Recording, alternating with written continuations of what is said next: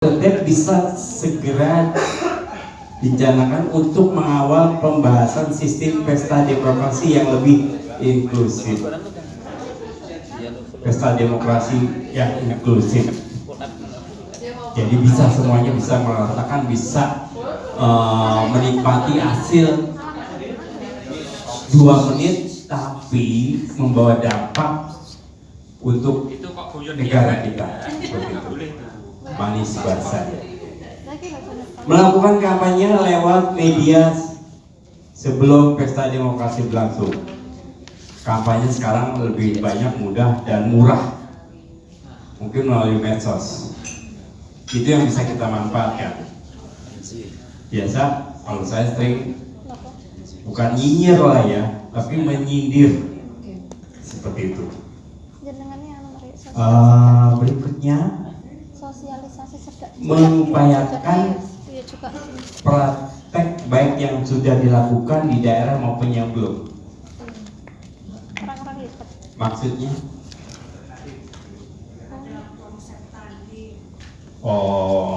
Dari satu daerah ke daerah lain gitu.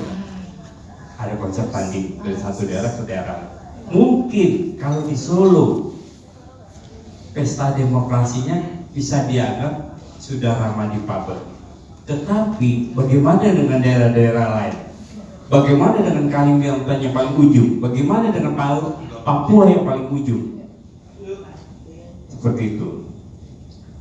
Terus menganalisa regulatif di tingkat bawah yang diketahui adanya penyimpangan. Nah ini kadang untuk pengaduan ketika ada penyimpangan, Bawaslu itu apa ya, jelimet. Kemarin sempat ngomong dengan orang Bawaslu, data harus akurat, kalau nggak ada foto video. Padahal itu kejadiannya kan tidak direncanakan seperti itu. Contoh Pak, kalau saya biasanya kalau nyoblos, anak saya suruh, ayo videoin ayah dari mulai mau masuk jalan dari rumah sampai menuju tempat TPS, videoin. Itu bermanfaat loh. Kalau ada ada yang mungkin kita terdiskriminasikan, jadi bisa terekam, itu yang jadi data seperti itu. Itu kalau kalau kelompok basisnya para pemilih disabilitas, warga.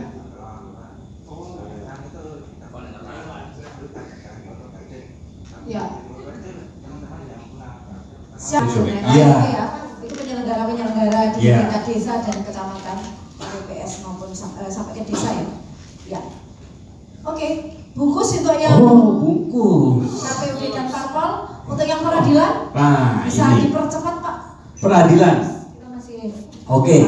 Untuk peradilan yang kita bidik di sini Institut Penegak Hukum atau IPH. Pengadilan targetnya pengadilan, kejaksaan, kepolisian sampai ke daerah. Ya. Terus yang memiliki SOP protap di dalam layanan pengadilan yang inklusif. Itu mungkin nggak tahu ya teman-teman merasakan apa enggak pengadilan yang inklusif atau tidak seperti itu. Tapi nanti deh, ini sangat dilematis. Terus yang kedua, analisa kesenjangan.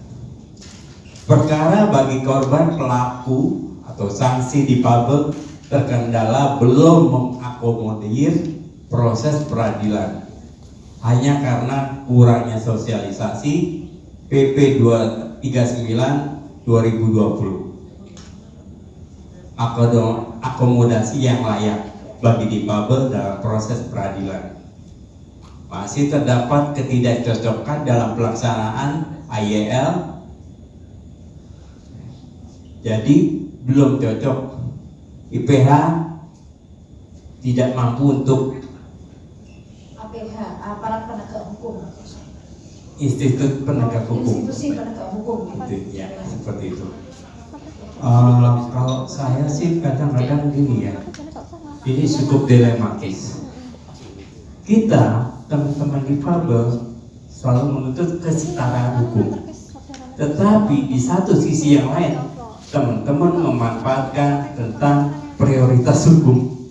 Contoh,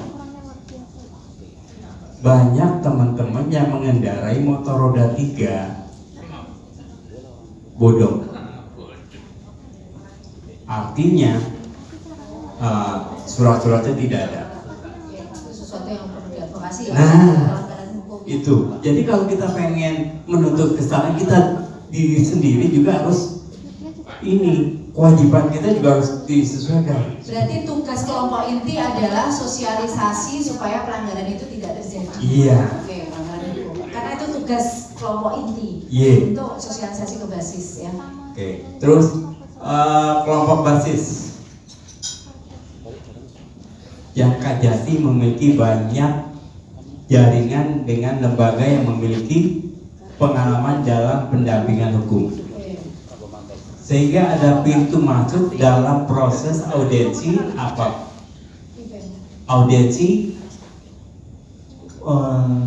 untuk IPH menyesuaikan prosedur protap yang lebih inklusif. Seperti itu. Ini basis datanya.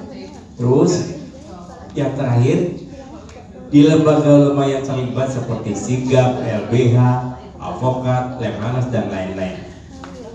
Testimoni penyintas korban IYL. Jadi seperti itu yang hasil diskusi tadi kita. Politik peradilan. Ya. Ya.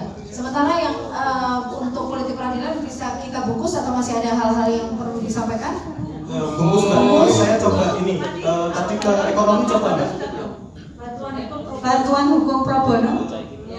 Nah itu karena ya tadi klien-klien kita yang kita dampingi itu kan sebagian memang masih membutuhkan bantuan hukum yang pro bono ya. Nah itu biasanya di beberapa pemerintah mungkin di biro hukum itu mempunyai sebetulnya harusnya mengalokasikan anggaran untuk bantuan hukum pro bono.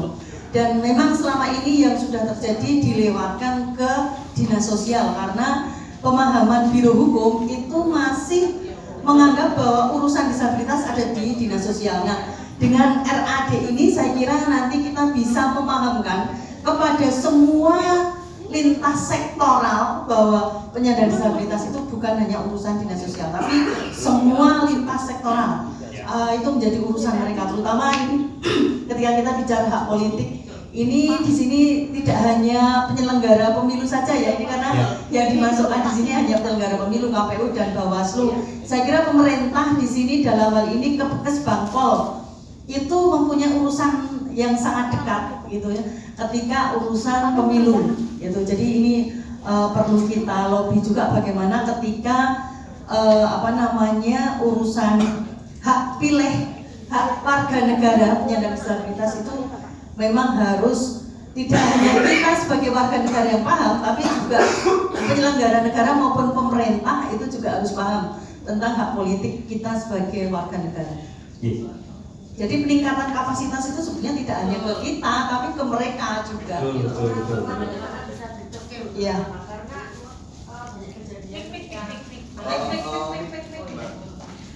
Terutama untuk orang tua dengan anak disabilitas. Kalau tadi kan mungkin terkait dengan politik ya, tapi kalau saya sendiri karena pernah mengalami itu jadi pendampingan kasus juga terkait dengan hukum ya, itu banyak orang tua ketika anak yang memiliki anak disabilitas dan yang mengalami kekerasan atau masalah kekerasan seksual seperti itu atau kekerasan yang lainnya, kebanyakan dari orang tua itu memilih jalur damai. Nah itu loh, padahal kita sudah semangat 45, tapi tahu-tahu udah lomba kita selesaikan dengan jalur damai saja, karena memang mereka nggak paham tentang hukum. Kemudian masyarakat di sekitar sebenarnya juga wajib untuk kita berikan pemahaman juga seperti itu, agar semuanya bisa mempunyai hak yang setara dalam peradilan. Mbak Isti ya, Papa tahu, semua tahu Pak. Panjenengan apa semua tahu.